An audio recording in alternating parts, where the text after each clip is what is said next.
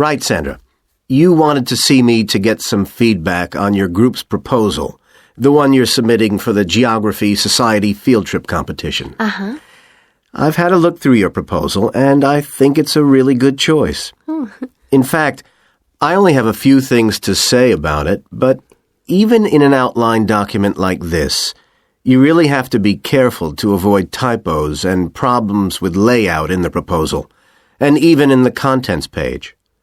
So read it through carefully before submitting it, okay? Will do.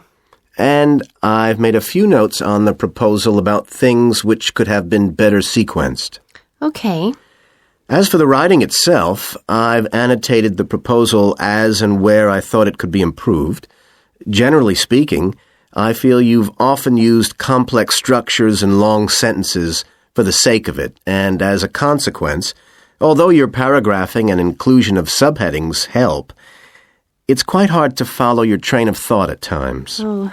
So, cut them down a bit, can you? Really? Yes, and don't forget simple formatting like numbering. Didn't I use page numbers? I didn't mean that.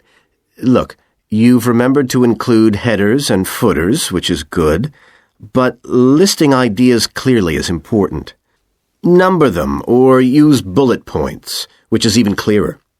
Then you'll focus the reader on your main points.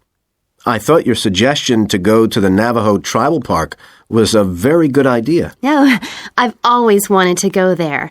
My father was a great fan of cowboy films and the Wild West, so I was subjected to seeing all the epics, many of which were shot there. Mm-hmm.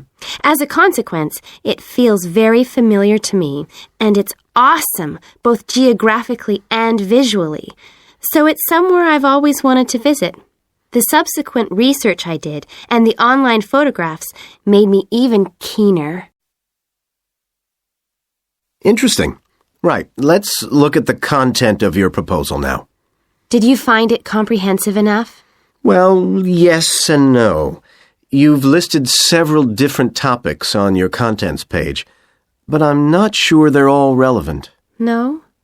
Well, I thought that from the perspective of a field trip, one thing I needed to focus on was the sandstone plateau and cliffs themselves. The way they tower up from the flat landscape is just amazing. The fact that the surrounding softer rocks were eroded by wind and rain, leaving these huge outcrops high above the plain. It's hardly surprising that tourists flock to see the area.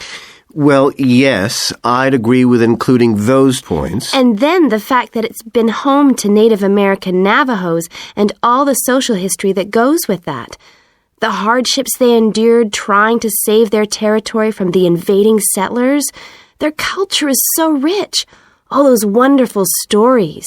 Well, I agree it's interesting, but it's not immediately relevant to your proposal, Sandra. So, at this stage, I suggest you focus on other considerations.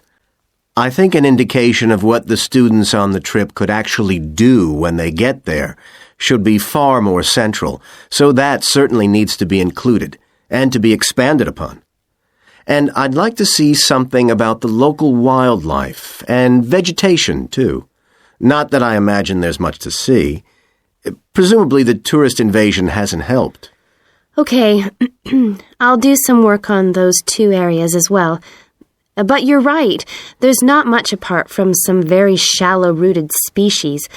Although it's cold and snowy there in the winter, the earth is baked so hard in the summer sun that rainwater can't penetrate. Mm-hmm. So it's a case of flood or drought, really. So I understand.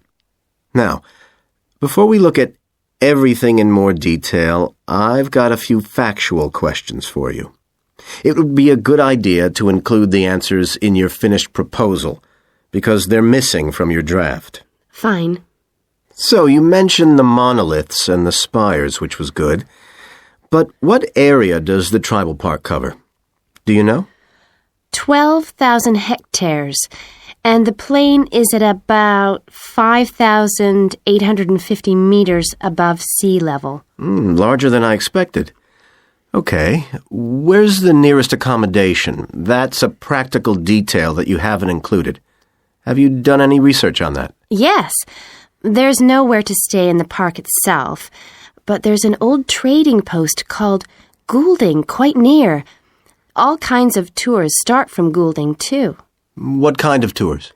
Well, the most popular are in four-wheel drive Jeeps, but I wouldn't recommend hiring those. I think the best way to appreciate the area would be to hire horses instead and trek around on those. Biking is not allowed, and it's impossible to drive around the area in private vehicles. The tracks are too rough. Okay. Lastly, what else is worth visiting there? There are several caves, but I haven't looked into any details. I'll find out about them. Okay, good. Now what I'd like to know is more about...